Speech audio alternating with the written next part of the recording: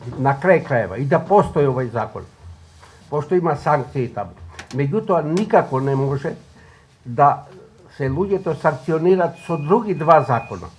Тоа е законот за заштита на децата и законот за основно образование. Во законот за заштита на детето стои, ако мајка остварила или треба да оствари родителски додаток за трето дете, ако се утврди дека првото дете или второто не е вакцинирано и се запира правото, што е неодржливо апсолутно. Тоа не може никој да ми докаже во оваа земја и во било која земја. Друго, ако не донесете потврда за прво оделение, вие детето не може да го запишете. Тоа е уцена. Право на образование на секој човек.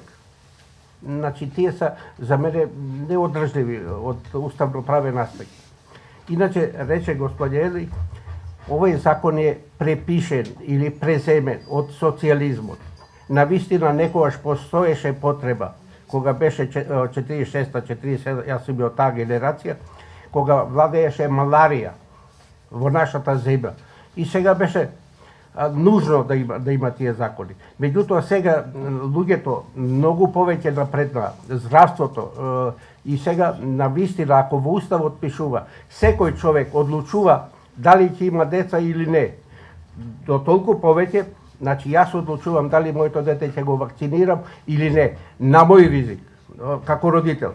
Нормално државата треба да има закон за заштита, али не да ги казнува луѓето, не да ги обезвредува.